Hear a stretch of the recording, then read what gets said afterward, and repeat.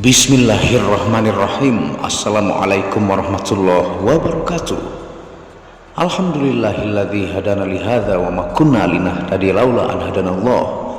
Asyhadu an la ilaha illallah wahdahu la syarikalah wa asyhadu anna Muhammadan abduhu wa rasuluhu la nabiyya ba'dah. Rabbi shrah li sadri wa yassir li amri wahlul 'uqdatam min lisani yafqahu qawli. Alhamdulillah, pada kesempatan yang berbahagia ini kita akan membahas tentang video puasa sir, puasa tertinggi. Jika mampu melakukannya, maka kamu bisa melihat Allah dengan nyata. Tonton video ini sampai selesai supaya Anda mengerti, tidak gagal faham dan tidak menjadi fitnah karena kegagal fahaman Anda. Inilah 3 dimensi puasa menurut Imam Al-Qushairi sampai melihat Al-Haq. Simak baik-baik. Al-Qushairi adalah seorang tokoh sufisme abad ke-5 Hijriah di Naisabur. Nama lengkapnya adalah Abdul Karim bin Hawazin Al-Qushairi. Ia lahir di Istiwa pada tahun 376 Hijriah. Faham sufisme ia pelajari dari majelis yang diadakan oleh Abu Ali Al-Daqqaq. Sebelum mempelajari sufisme, ia belajar ilmu fikih kepada Abu Bakar Muhammad bin Abu Bakar Al-Tusi. Al-Qushairi juga belajar kepada Abu Bakar bin Fawraq tentang ilmu kalam dan usul fiqh. Pemikiran sufisme Al-Qushairi berlandaskan kepada Al-Quran dan Sunnah. Al-Qushairi termasuk salah satu ulama masyhur, ulama yang menghasilkan ilmu-ilmu luar biasa dalam bidang tasawuf, dan sebagai tokoh sufi yang menerima pemikiran syariat Islam dalam hakikat. Ia wafat pada tahun 465 Hijriah. Puasa merupakan sifat sandaran atau kesukaan Tuhan yang tak tertandingi oleh apapun. Seperti firman Allah Subhanahu wa taala, tak ada satupun yang serupa dengan Dia atau laisa kamitslihi syai'un. Maka barang siapa mengenakan sifat ini, darinya akan memancar ilmu, makrifat, dan penyaksian.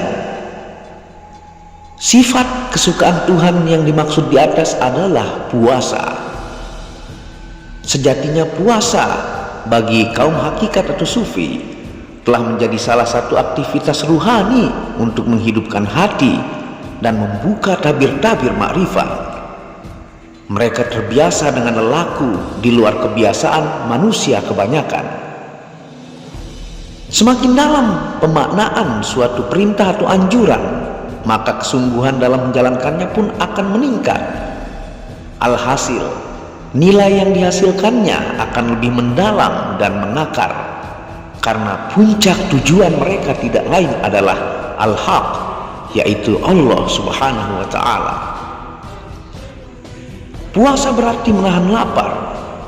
Hal mengenai lapar atau alju dalam latihan ruhani kaum sufi menjadi satu tahapan olah batin yang sangat penting.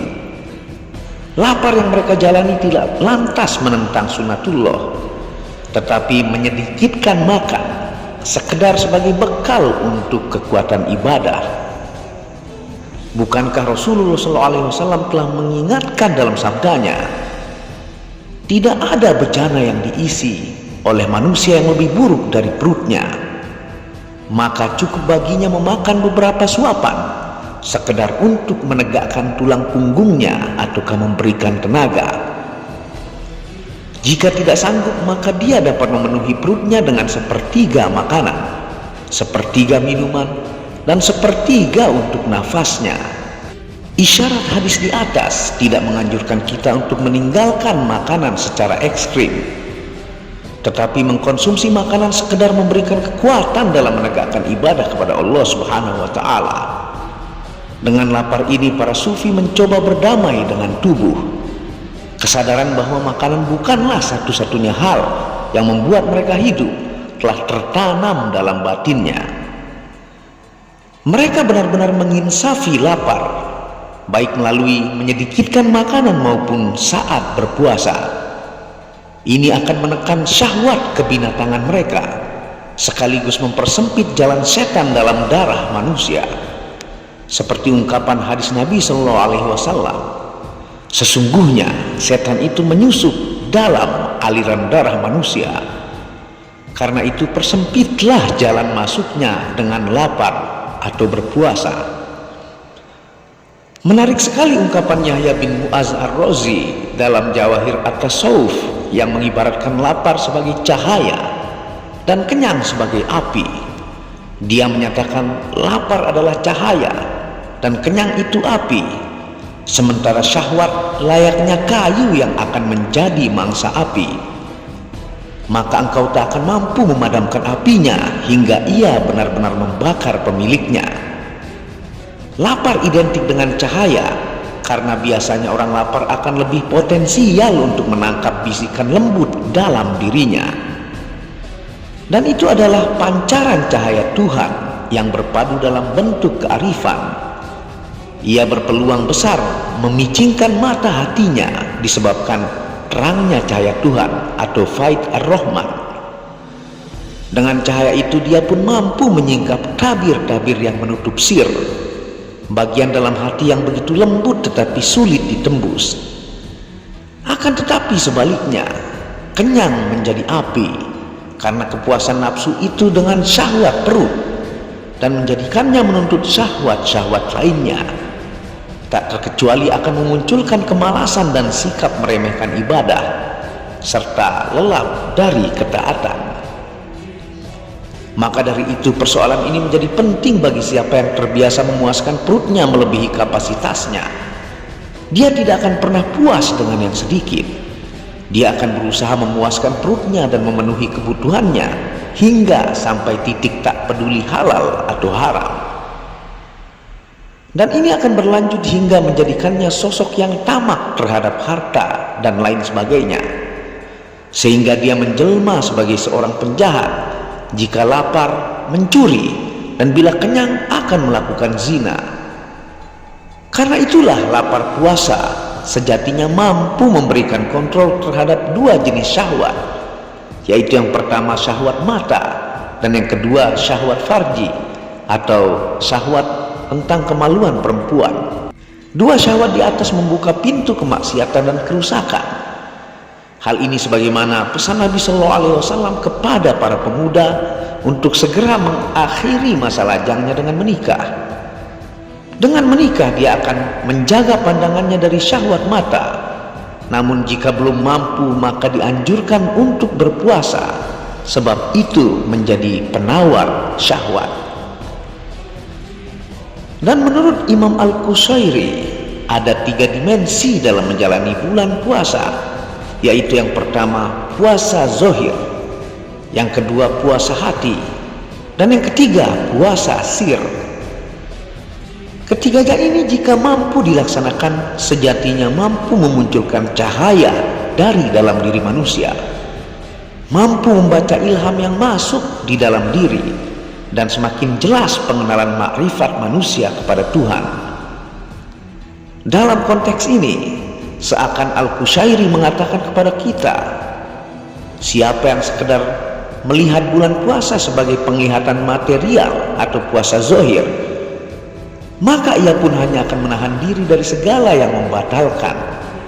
Namun siapa yang berpuasa melibatkan hati dan sirnya, maka akan mampu menyaksikan al-haq atau melihat Tuhan melalui penglihatan batin atau basyariahnya di dalam segala waktu. Dia akan menahan diri dari menyaksikan seluruh makhluk. Bagi orang yang berpuasa dengan hanya menahan fisik zohirnya, dia akan dipuaskan dengan pakaian yang indah-indah dan minuman yang sangat nikmat dengan minuman beraneka ragam. Dan siapa di antara manusia yang berpuasa dengan hatinya, dia akan dikaruniai tegukan mahabbah atau cinta dengan kenikmatan yang sepatutnya. Dan puncaknya yang tertinggi bagi siapa yang berpuasa dengan sirnya, mereka adalah segolongan manusia yang disebutkan Allah dalam Al-Quran, yang artinya dan Tuhan akan memberi mereka minuman yang bersih, minuman yang bersih, suci dan segar, minuman yang tak akan membuat dahaga untuk selamanya. dan mampu menyaksikan dengan nyata Tuhannya dengan mata basyariahnya.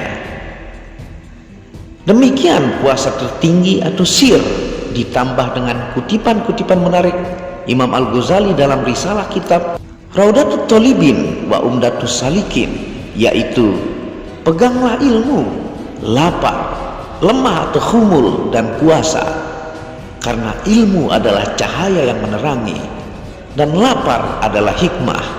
Imam Al-Ghazali juga mengutip ungkapan Abu Yazid Al-Bustami yang menyatakan, tak sehari pun aku lapar karena Allah, melainkan aku melihat satu pintu hikmah di hatiku yang belum pernah kulihat sebelumnya. Kelemahan menjadi istirahat sekaligus keselamatan, dan puasa merupakan sifat sandaran yang tak tertandingi oleh apapun. Seperti firman Allah Subhanahu wa taala, tak ada sesuatu pun yang serupa dengan Dia. Quran surah Asy-Syura ayat 11. Maka barang siapa mengenangkan sifat ataukah puasa ini, darinya akan memancarkan ilmu, makrifat, dan penyaksian. Wallahu a'lamu bishawab. Itulah penjelasan tentang puasa sir. Sir itu berada di belakang hati yang jauh lebih lembut, lebih tajam, bisa membaca dan mengenal Tuhan yang merupakan alat di dalam diri manusia.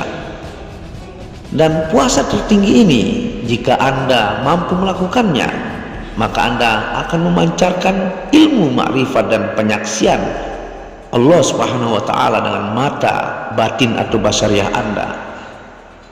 Itu penjelasan dari Imam Al-Qushairi. Apabila ada salah kata itu murni dari kebodohan saya sendiri, apabila ada benarnya itu datangnya dari Allah. Wabillahi taufiq wal hidayah. Assalamualaikum warahmatullahi wabarakatuh.